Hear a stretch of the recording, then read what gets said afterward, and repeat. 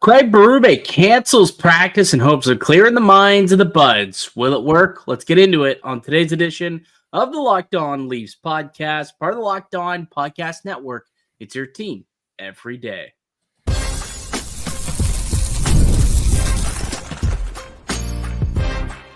You're Locked On Maple Leafs, your daily podcast on the Toronto Maple Leafs. Part of the Locked On Podcast Network, your team every day.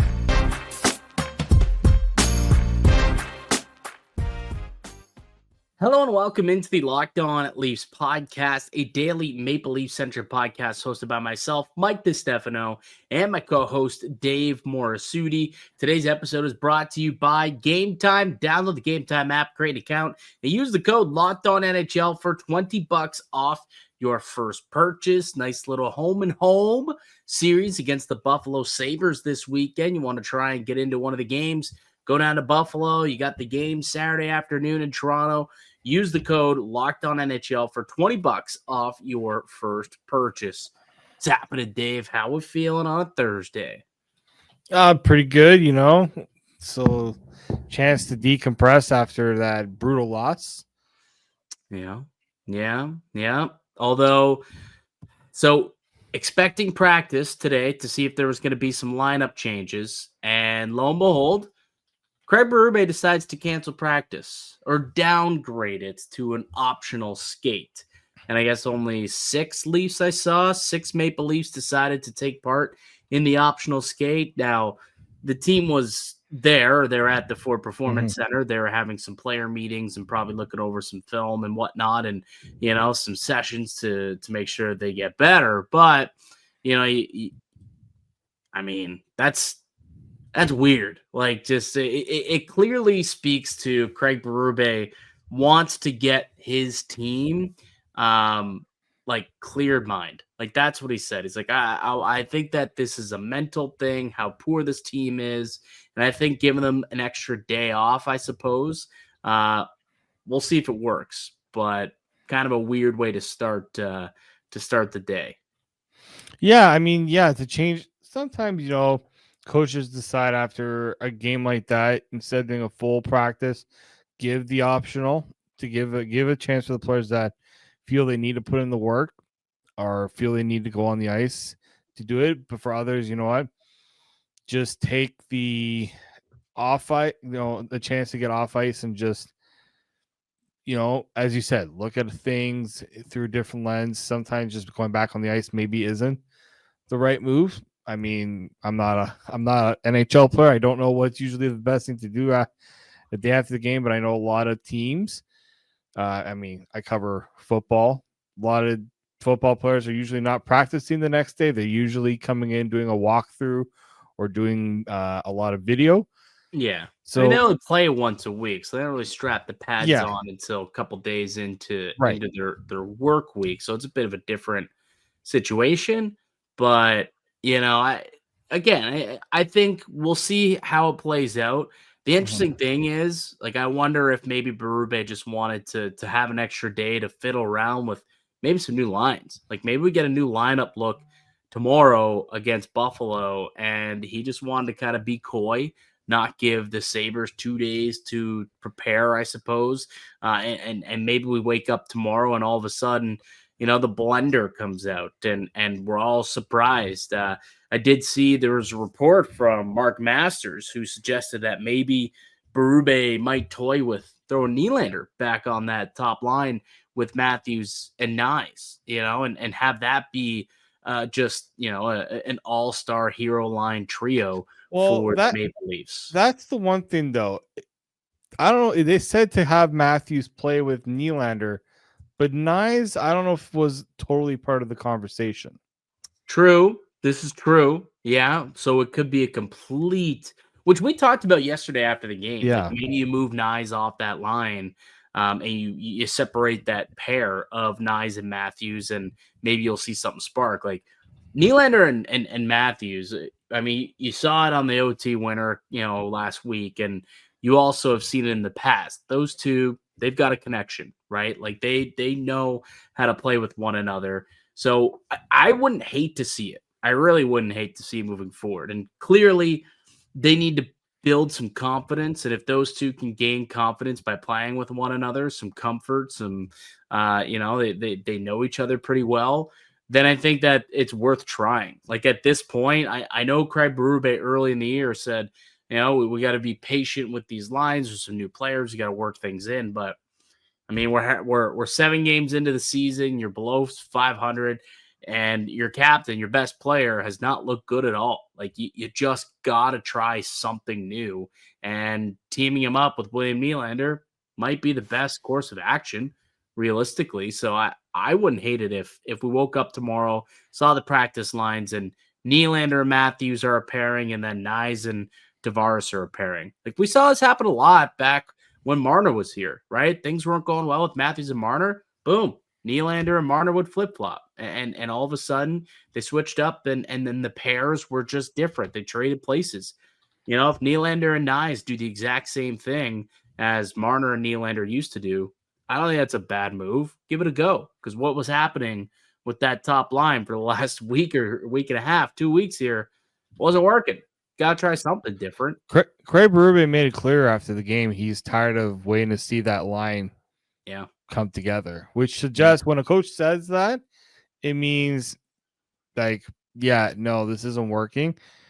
You give your players some rope, and I said, like, be nice to be patient, but I guess Craig Berube has been patient enough. And we have seen, we've constantly said Matthew and I should be on the top line.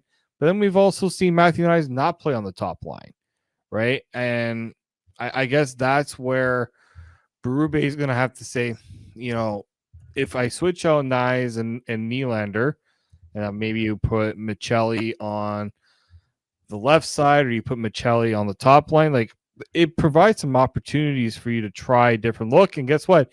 Teams are going to go, oh, okay, now game plan totally changes of how you go about defending this. Well, so interestingly enough, like prior to this season, like they tried Michelli on the right side, but I'm pretty sure that pretty much for his entire tenure when he was in Arizona, he was a left winger, like strictly played the left wing.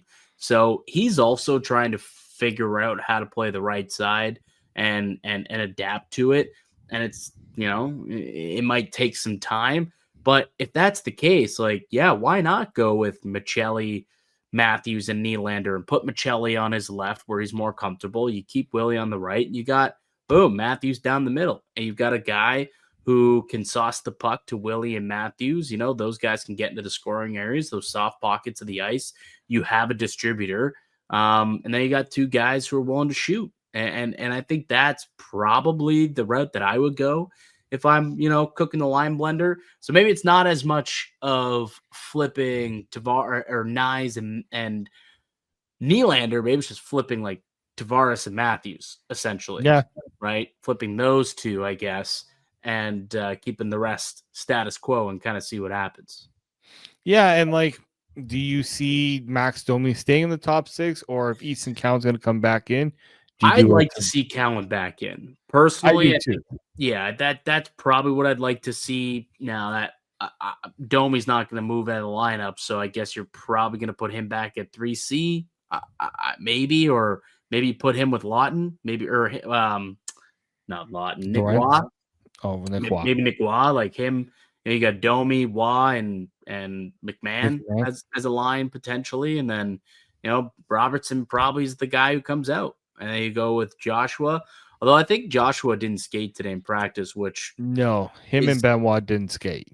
Yeah, and again, it was an optional skate, but typically they do skate during the optional days. That's been the pattern or the trend. So I don't know. Benoit got in that fight late in the game. Did he tweak something? Joshua, is he feeling something? Maybe he's someone who... gets a reset up in the press box. Maybe he comes out of the lineup. He hasn't necessarily done a whole lot to stay in the lineup. So perhaps that could be a situation where, Robertson gets to stay in and they take Joshua out to give him a nice little reset. But I think a lot of things are on the table ultimately, which is very interesting for the Maple Leafs. I can't say it's unexpected because there was a decent amount of change and turnover to the roster. And, the one injury to Scott Laughton really threw everything into flux. And that's what's so baffling to me. And I don't know how we didn't see it sooner, that like one injury like that could really put this team in flux. And it's your fourth line center. Your fourth line center gets hurt, and all of a sudden your entire group is different. It's very kind of baffling to me. But this is the way it's been. And I don't know. They're going to try something different, I would imagine, this weekend in Buffalo. Yeah, I think it's, the last two games, especially the last game, kind of shows that you can't go status quo. Mm-hmm. Like, I think Craig Berube, after a loss, after a game, you're not really going to be one to, say we need you're not going to come out and say all this stuff needs to change. It usually comes after a night of reflection, meeting with the coaching staff, doing a little video work, talking to the video coaches, and just basically saying, okay, is it time that we make a change? Yeah. I'd be shocked if they didn't, to put it that way. Yeah. At this point, I would be very, very shocked.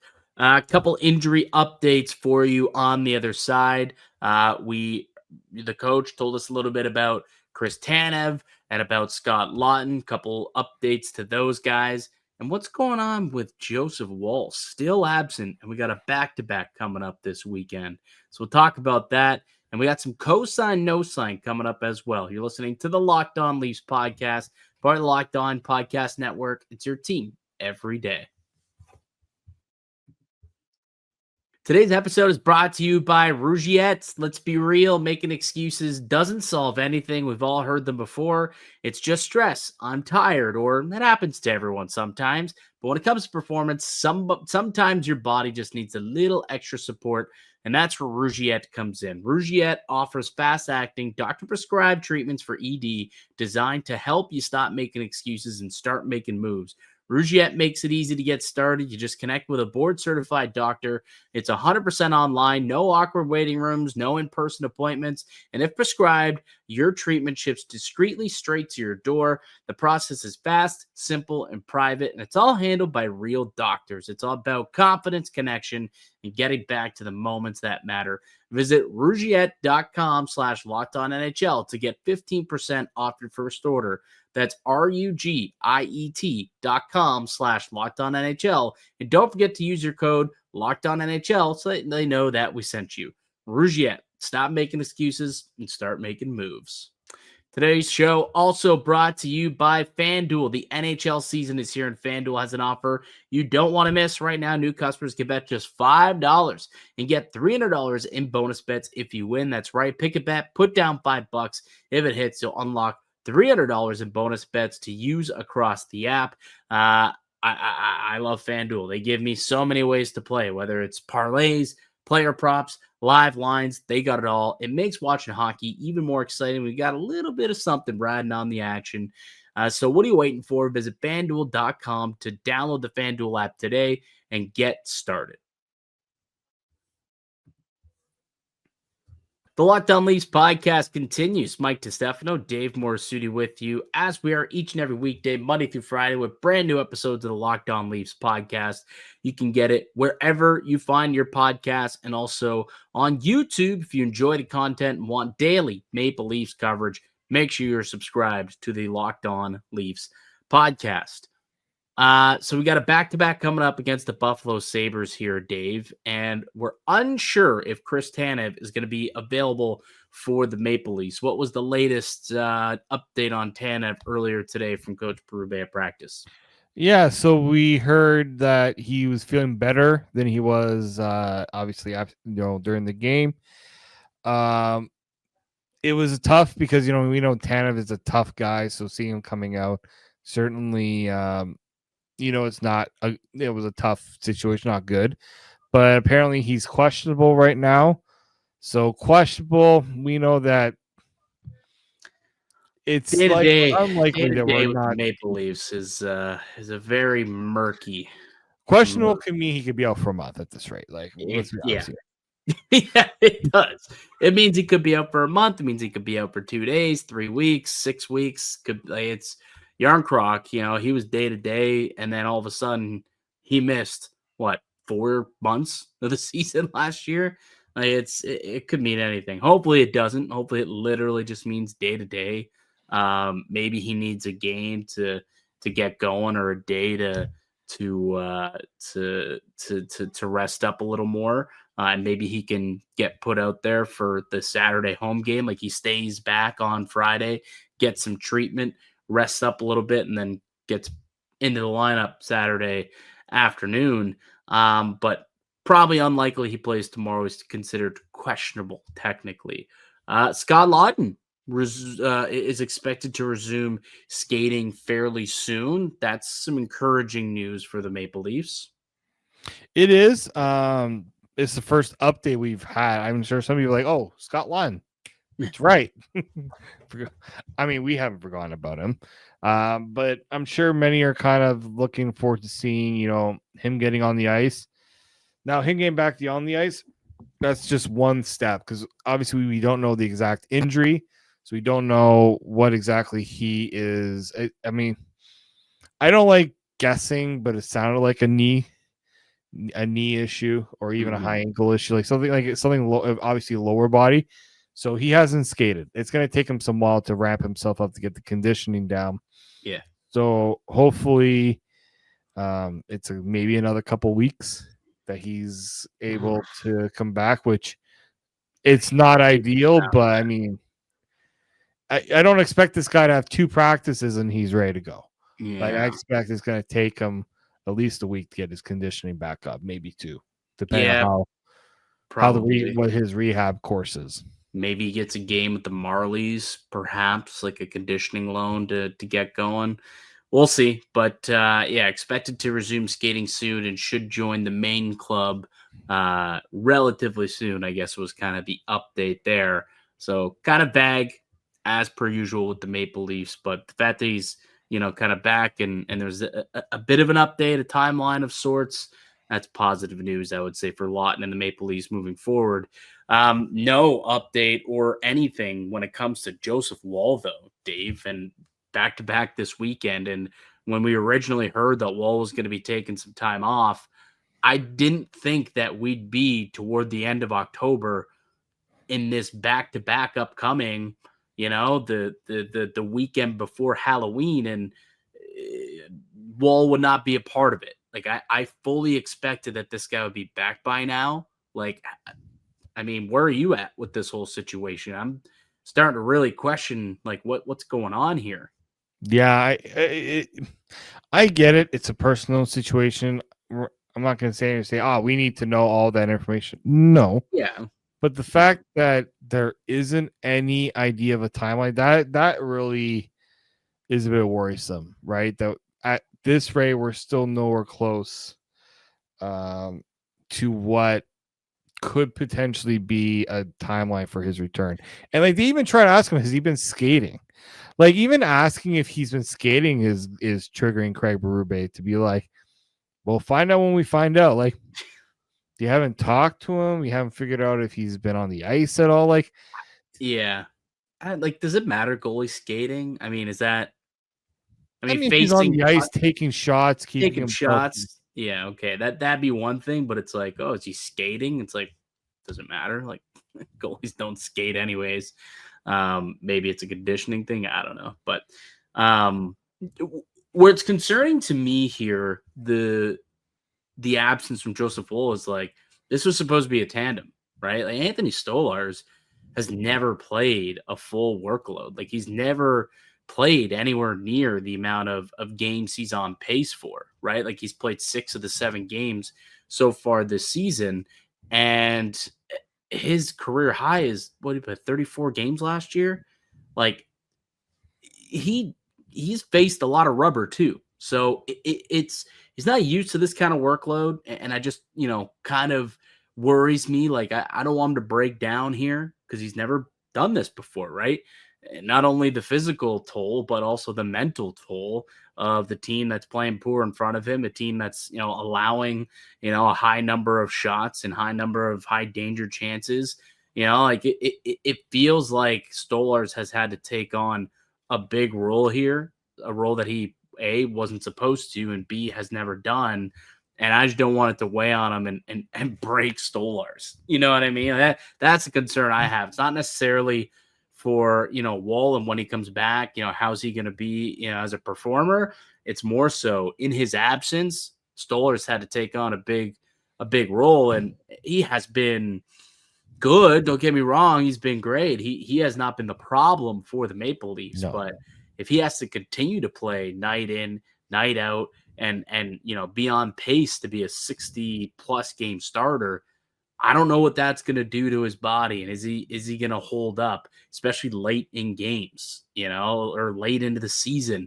Is it going to impact him? So that's my, concern here. The longer Woll is out, the more games Stolarz is going to play early on. And how is that going to impact him down the road? That's my concern at this point with Woll's extended absence here.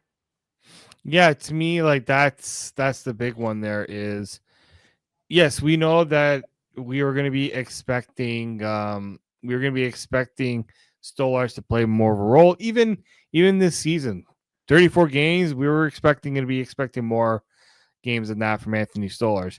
But it's the idea that you're putting him in a position to play a lot more than you had anticipated. And to me, that is where it does weigh into a goalie's mentality, right? Of, okay, I got to keep myself fresh for, playing, 3 out of the 4 games a week or and things like that. It does, like, they're going to have a back-to-back coming up this week. I mean, we're obviously going to see Cayden Primeau in one of these games. So that's the bit of the concerning part there, is that how Stolarz can weather for a bit, but at what point does it get to the point where we start to see a bit of the fatigue there? And that's the last thing you want to see, which is also why the way the defense has played and the amount of workload Anthony Stolarz is seeing, that to me is a little more concerning than whether Stolarz can handle it. It's not that if he can handle it, it's just he is being asked to do way more than we would even thought he was going to have to do. Yeah, exactly. So we'll see how much longer he's got to kind of hold down the fort while Woll's out, unless they decide to give Cayden Primeau a longer look, or maybe they end up bringing up Dennis Hildeby to make some spot starts if they feel stronger in his abilities to get wins for this team and spell Stolarz for a start or two while Woll is still away. But yeah, I'm very, very interested to see what's going on there. I wish we had more information. I respect and understand why it's very private and we don't have that information, but we'll see. We'll see how this all kind of plays out in due time. All right, Dave, we'll take one more break. When we come back, let's get to some cosign, no sign Maple Leafs edition. I think it's the first time we've done it since the season started. So we'll get to some cosign, no sign next here on the Locked On Leafs podcast, part of the Locked On Podcast Network. It's your team every day.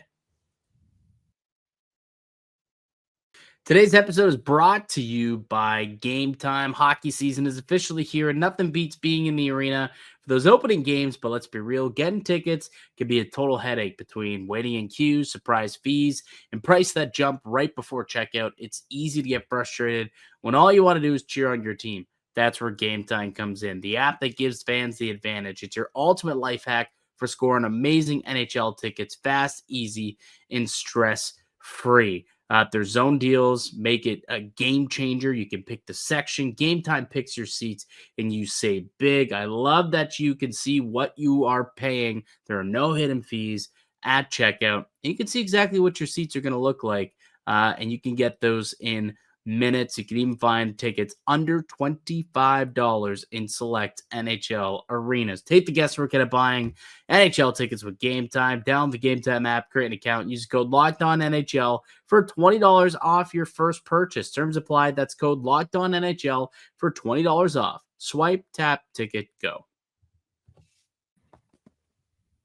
Welcome back into the Locked On Leafs podcast. Mike DiStefano, Dave Morassutti with you as always. And speaking of Gametime, one of our lovely sponsors here on the podcast, I'm just taking a look to see how much it would cost to get into Blue Jays Dodgers Game 1 of the World Series. And the cheapest ticket right now is actually available on Gametime. How much do you think it is? $700. Close, yeah. $670 for standing room only. That's the cheapest ticket to get into the building. You want to get into the building, it's going to cost you $670 to get into the building. And that might even be an American price, actually. Yeah, I think Gametime is American. It's an American price, so $670 USD, which is that does include the fees. I know a lot of these other places don't include the fees. So right. That includes fees. So you're looking at $670. You're looking at $940 basically. So just under $1,000 to just get into the building, standing room only seats. To get into the building for Game 1. Did you see that guy in Toronto, though, that he has a GoFundMe to literally crowdsource funds to buy a ticket to the game? Yeah, it's true. It's real. What some people are doing in 2025. Dude, I'm pissed I didn't think of that, Dave. My stupid ass woke up today at 9:30 and thought to myself, I'm going to get in the queue and I'm going to wait. Jay's tickets go on sale at 10 o'clock. I want to try and get them at base value because I'm not trying to pay $1,000 a ticket. I was unsuccessful. By the time I got in the queue, there was like 12,000 people ahead of me. And by the time that I got in to buy my tickets, it was only resale tickets left available. And it was like $2,000 or something like that for 500s. That's a little out of my price range. But there's a gentleman who literally earlier today, just for, bleeps and giggles, decided to start a GoFundMe because he wanted to make his dream come true and attend a Blue Jays World Series game. And his target goal was $4,000 to get a ticket into the building.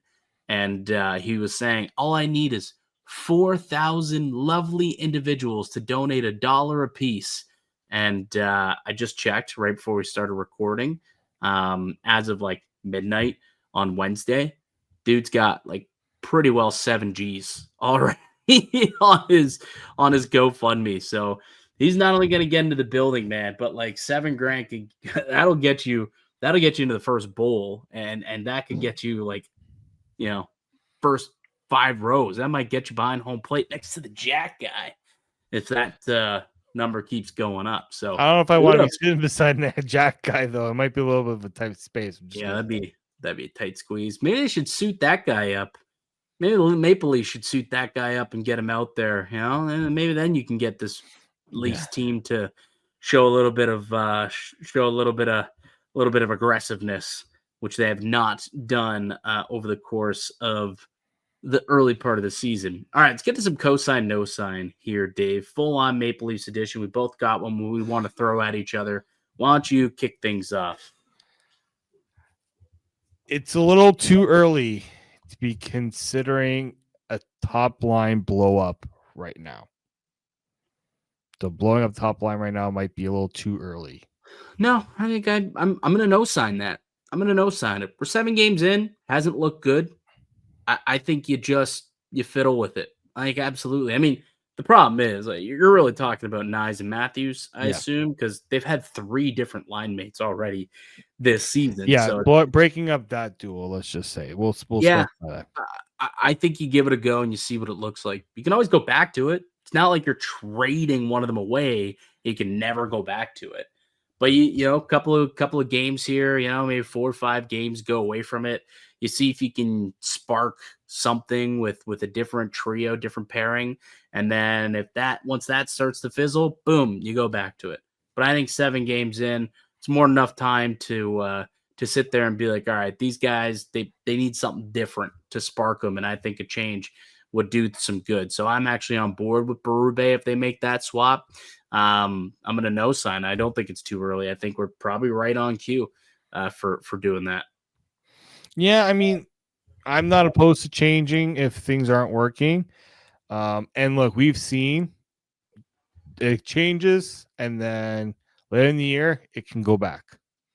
So I know, like it's not. It's more so. I think now, cosign, no sign. The bigger problem has been Auston Matthews and not Matthew Nyes. Oh, cosign, 100%. Nyes been solid. Yeah. He's been fine. Like, Nyes has been consistent, and he's playing his role. But his game is very simple, right? Like, his game is very conducive to what Berube asks of the team. Like, that's how he plays. Very north-south, very, physical, bend the knee, put the shoulder down type of game, right? Direct, very direct. So Matthew Nyes is fine in this system. It's Matthews that's struggling a little bit here. And the size that Matthews is at 6'4", 225, he should not be. He should be able to lean on guys and should be able to play direct north-south. He's not slow. He's got some foot speed.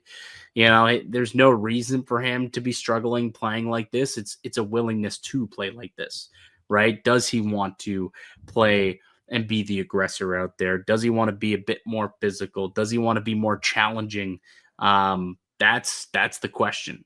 And we'll see, man. Like, it's still early to sit here and say that he can't play this way. We've seen it multiple times in patches. At some point, you would hope that he picks his game up and gets going here. The goals will start to drop and the wins will start to pile up.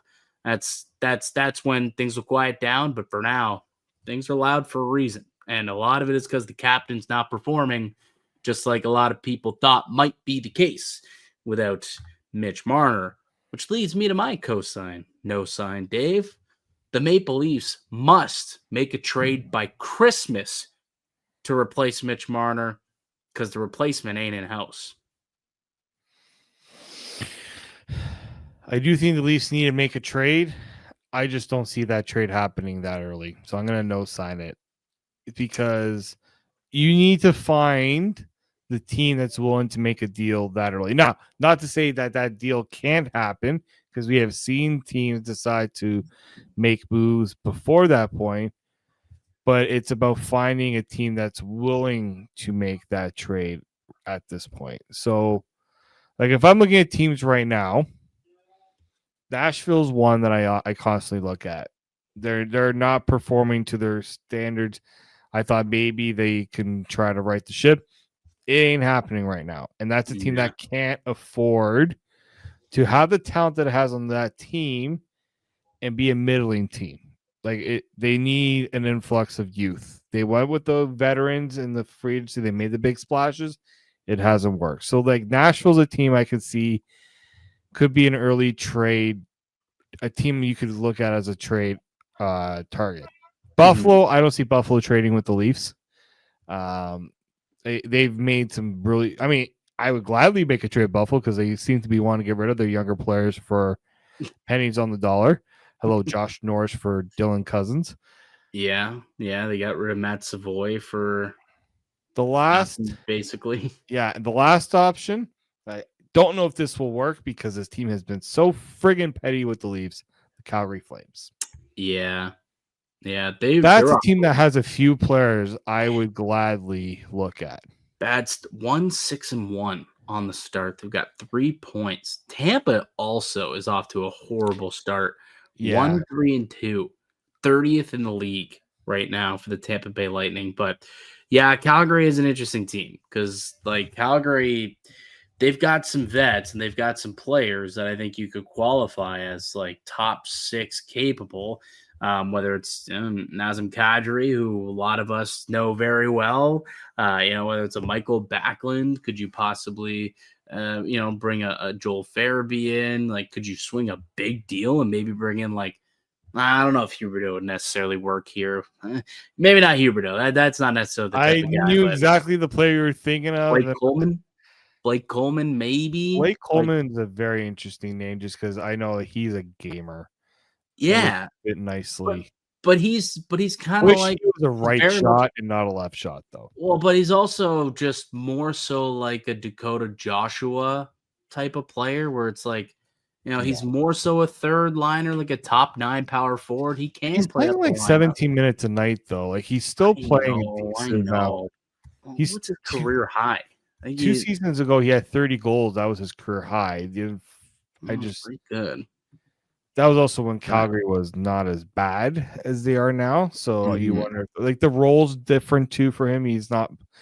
He was probably playing with better players. I mean, he would be in Toronto. Don't get me wrong. Yeah, I mean, Calgary would be.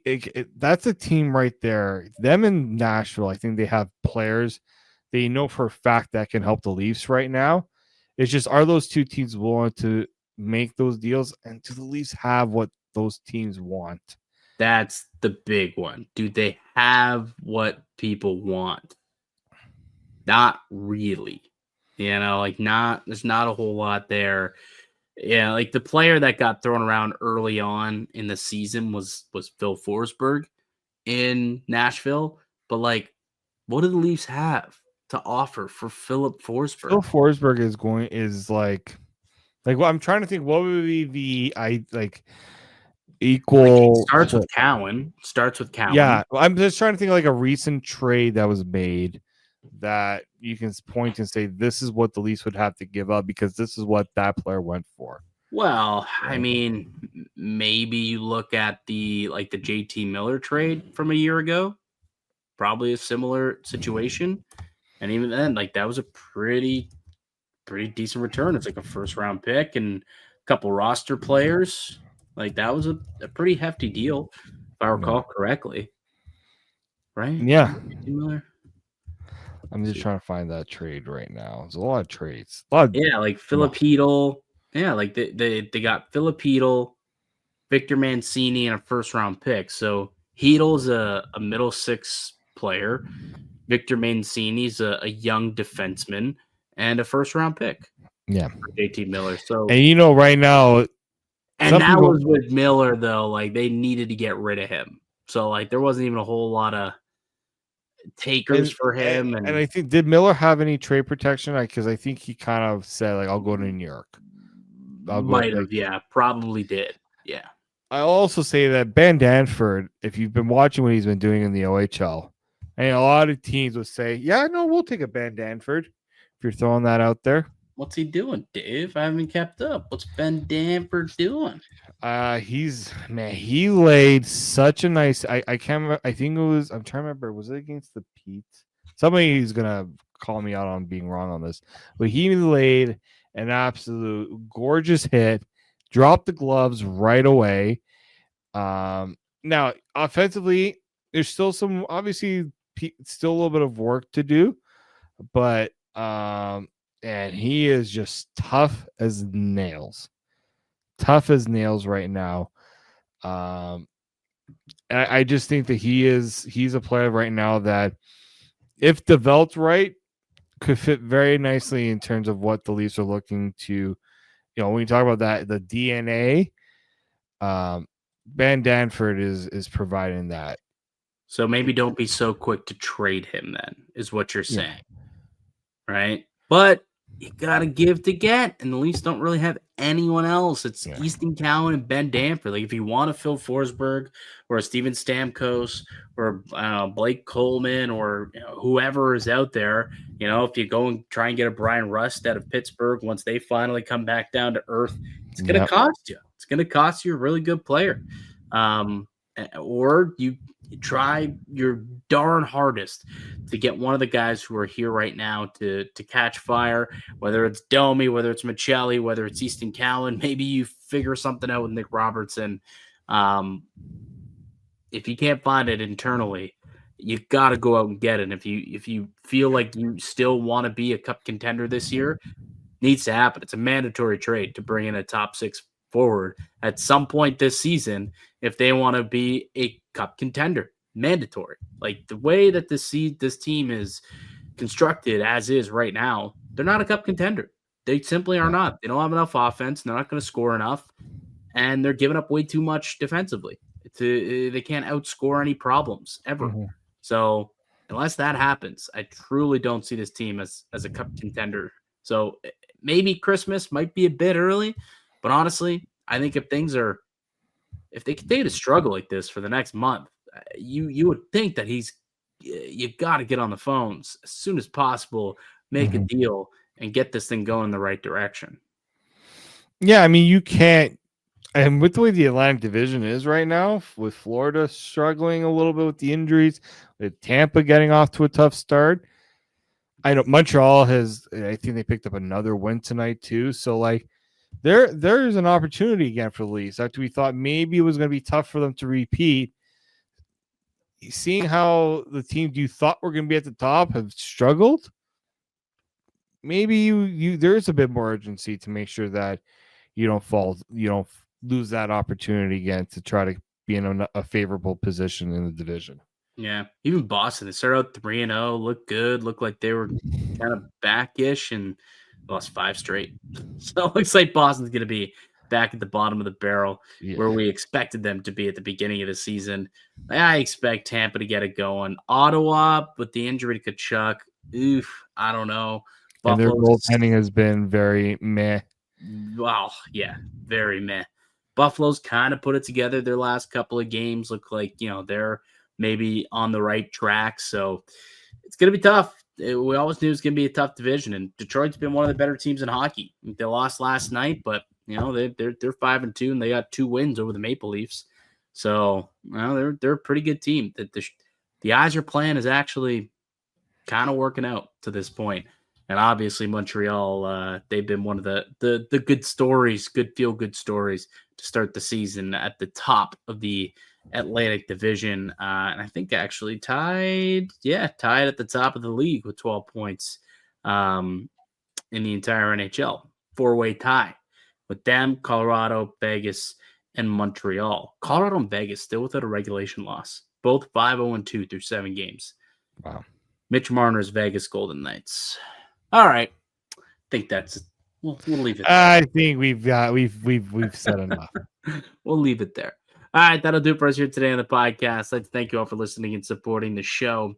You can subscribe to the Locked On Leafs podcast on all platforms and receive daily Leafs content. Follow myself on Twitter at Mickey_Canuck. Follow Dave at D_Morassutti, and follow the show as well at Locked On Leafs. We'll be back with another episode for you guys tomorrow to help tee up Leafs Sabres, the Battle of the QEW, Part 1. But until then, keep it locked right here on Locked On Leafs.